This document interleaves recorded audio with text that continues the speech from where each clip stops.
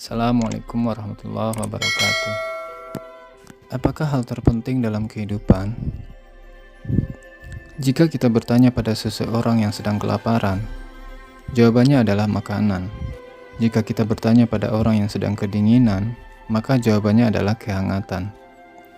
Jika kita ajukan pertanyaan itu kepada orang yang merasa kesepian dan terasing, maka jawabannya adalah seorang teman. Namun, jika kebutuhan-kebutuhan dasar tersebut sudah terpuaskan, masih adakah sesuatu yang dibutuhkan setiap orang? Para filosof menganggapnya ada. Mereka yakin bahwa manusia tidak dapat hidup hanya dengan roti semata. Sudah pasti setiap orang membutuhkan makanan, dan setiap orang membutuhkan cinta dan perhatian. Namun ada sesuatu yang lain dari semua itu yang dibutuhkan manusia, yaitu mengapa kita ada di sini, di dunia ini. Orang-orang mengajukan pertanyaan semacam itu ikut serta dalam suatu perdebatan yang panjang yang berlangsung selama manusia hidup di atas planet ini. Bagaimana alam raya, bumi, dan kehidupan muncul merupakan suatu pertanyaan yang lebih besar dan lebih penting daripada siapa yang memenangi medali emas paling banyak pada Olimpiade tahun lalu. Pada dasarnya, pertanyaan filosofi itu sudah banyak diajukan oleh banyak orang. Bagaimana manusia diciptakan? Adakah kehendak atau makna di balik apa yang terjadi? Adakah kehidupan setelah kematian? Namun jawaban untuk setiap orang berbeda-beda. Karena untuk mengajukan sebuah pertanyaan filosofis jauh lebih mudah daripada mendapatkan jawabannya. Seorang filosof Yunani percaya bahwa asal mula filsafat adalah rasa ingin tahu manusia.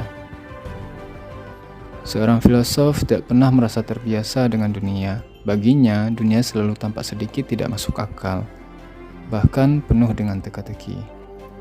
Istilah filsafat itu sendiri muncul dan berkembang di Yunani sekitar 600 tahun sebelum kelahiran Nabi Isa. Selama masa sebelum itu, maka setiap pertanyaan yang diajukan oleh setiap manusia akan dijawab oleh para tokoh-tokoh agama pada waktu itu. Melalui mitos-mitos para dewa yang kemudian diajarkan turun-temurun dari generasi ke generasi. Maka mitos itu terus-menerus berkembang dan dianggap sebagai sebuah kebenaran. Sebagai seorang manusia yang peka, para filosof tidak serta-merta menerima mitos-mitos tersebut sebagai kebenaran. Lalu, para filosof menarik diri dari mitos-mitos tersebut dan berusaha membuktikan bahwa semua itu tidak benar dan tidak dapat dipercaya.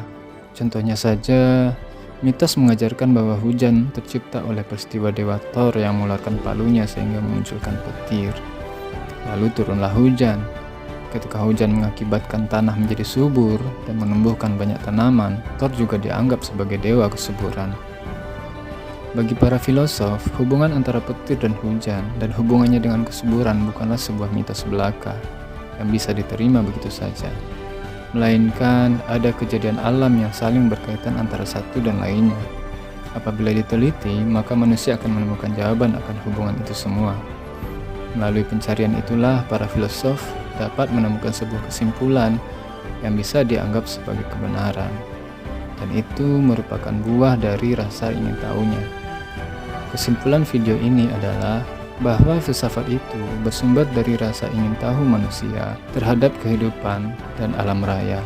Semoga bermanfaat. Jangan lupa like dan subscribe channel ini.